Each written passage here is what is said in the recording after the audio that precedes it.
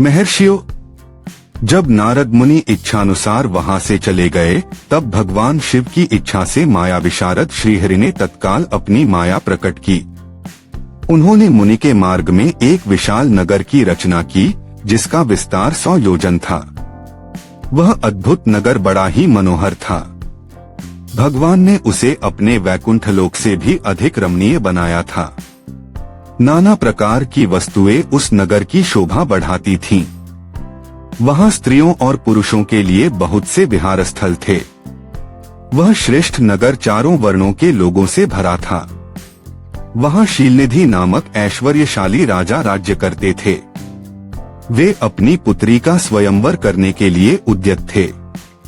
अतः उन्होंने महान उत्सव का आयोजन किया था। उनकी कन्या का वरण करने के लिए उत्सुक हो चारों दिशाओं से बहुत से राजकुमार पधारे थे, जो नाना प्रकार की वेशभूषा तथा सुंदर शोभा से प्रकाशित हो रहे थे। उन राजकुमारों से वह नगर भरा पूरा दिखाई देता था। ऐसे सुंदर राजनगर को देख नारद जी मोहित हो गए। वे राजा शीलनिधि के द्वार पर गए। मुनि शिरोमणि नारद को आया देख महाराज शीलनिधि ने श्रेष्ठ रत्नमय सिंहासन पर बिठाकर उनका पूजन किया। तत्पश्चात अपनी सुंदरी कन्या को, जिसका नाम श्रीमती था, बुलवाया और उससे नारद जी के चरणों में प्रणाम करवाया। उस कन्या को देखकर नारद मुनि चकित हो गए और बोले, राजन, यह देव कन्या के समान सुंदरी महाभागा कन्या कौन है? मुने, यह मेरी पुत्री है। इसका नाम श्रीमती है। अब इसके विवाह का समय आ गया है। यह अपने लिए सुंदर वर चुनने के निमित्त स्वयंवर में जाने वाली है। इसमें सब प्रकार के शुभ लक्षण लक्षित होते हैं। महर्षि, आप इसका भाग्य बताइए। राजा के इस प्रकार पूछने पर काम से विह्वल हुए मुनिश्रेष्ठ नारद उस कन्या को प्राप्त करने की इच्छा मन में लिए राजा को संबोधित करके इस प्रकार बोले, भूपाल, आपकी यह पुत्री समस्त शुभ लक्षणों से संपन्न है, परम सौभाग्यवती है। अपने महान भाग्य के कारण यह धन्य है और साक्षात लक्ष्मी की भांति समस्त गुणों की आगार है। इसका भावी पति निश्चय ही भगवान शंकर के समान वैभवशाली, सर्वेश्वर, किसी से पराजित न होने वाला, वीर, कामविजी तथा संपूर्ण देवताओं में श्रेष्ठ होगा। ऐसा कहकर राजा से विदा ले इच्छानुसार विचरने वाले नारद मुनि वहां से चल दिए। वे काम के वशीभूत हो गए थे।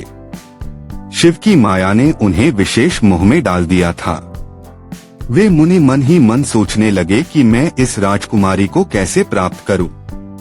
स्वयंवर में आए हुए नरेशों में से सबको छोड़कर यह एकमात्र मेरा ही वरण करे, यह कैसे संभव हो सकता है? समस्त नारियों को सौंदर्य सर्वथा प्रिय होता है।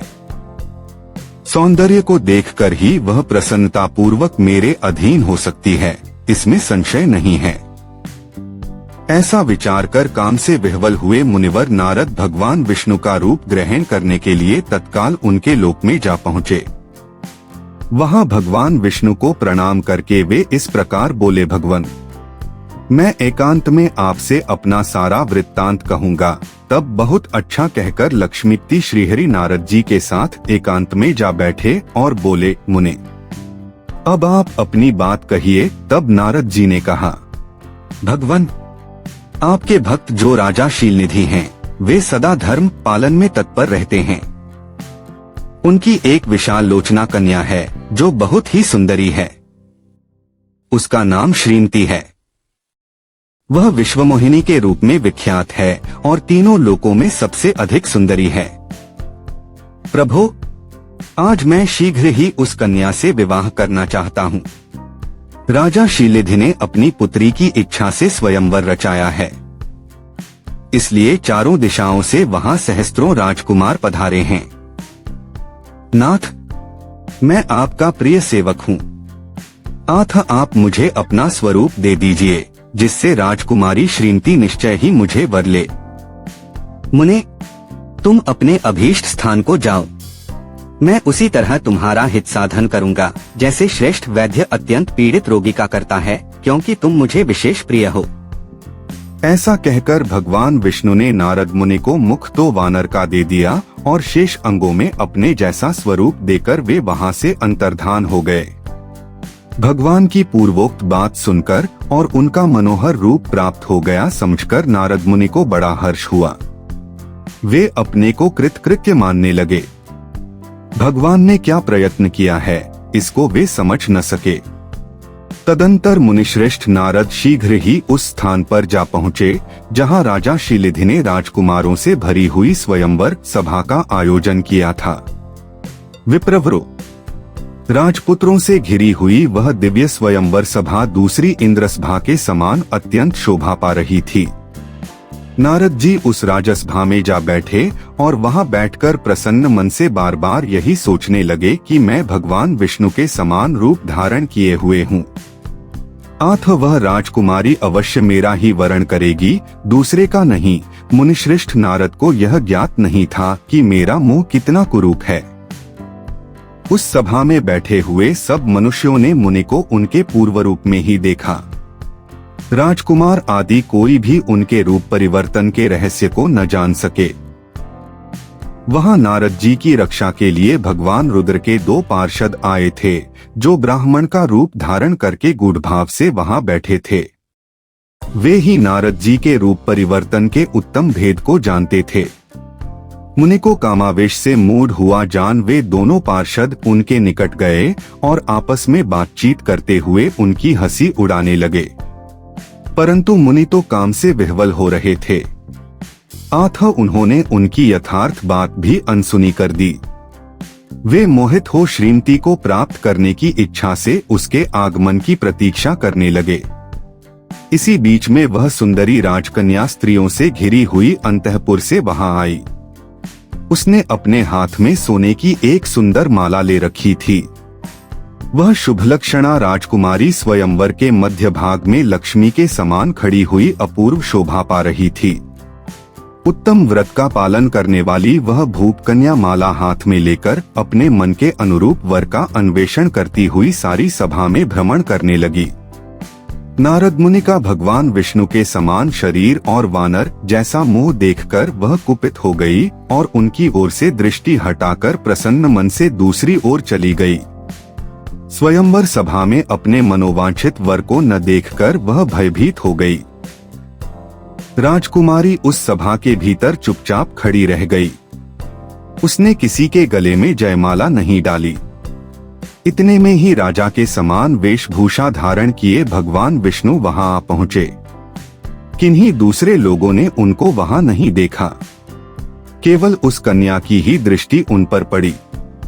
भगवान को देखते ही उस परम सुंदरी राजकुमारी का मुख प्रसन्नता से खिल उठा। उसने तत्काल ही उनके कंठ में वह माला पहना दी। राजा का रूप धारण करने वाले भगवान विष्णु उस राजकुमारी को साथ लेकर तुरंत अदृश्य हो गए और अपने धाम में जा पहुंचे।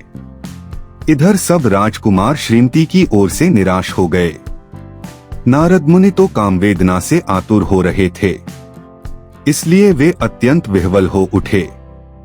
तब वे दोनों विप्ररूपधारी ज्ञान विशारद रुद्रगण काम विह्वल नारद जी से उसी क्षण बोले। रुद्रगणों ने कहा, हे नारद, हे मुने, तुम व्यर्थ ही काम से मोहित हो रहे हो और सौंदर्य के बल से राजकुमारी को पाना चाहते हो। अपना वानर के समान घृणित मुंह तो देख लो। सूत जी कहते हैं, महर्षियों, उन रुद्रगणों का यह वचन सुनकर नारद जी को बड़ा विस्मय हुआ। वे शिव की माया से मोहित थे। उन्होंने दर्पण में अपना मुंह देखा। वानर के समान अपना मुंह देख वे तुरंत ही क्रोध से जल उठे और माया से मोहित होने के कारण उन दोनों शिवगणों को वहां शाप देते हुए बोले, अरे तुम दोनों ने मुझ ब्राह्मण का उपहास किया है। आथ तुम ब्राह्मण के वीर्य से उत्पन्न राक्षस हो जाओ। ब्राह्मण की संतान होने पर भी तुम्हारे आकार राक्षस के समान ही होंगे। इस प्रकार अपने लिए शाप सुनकर वे दोनों ज्ञानी शिरोमणि शिवगण मुनि को मोहित जानकर कुछ नहीं बोले। ब्राह्मणों, वे सदा सब घटनाओं में भगवान शिव की ही इच्छा मानते थे। आथ उदासीन भाव से अपने स्थान को चले गए और भगवान शिव की स्तुति करने लगे।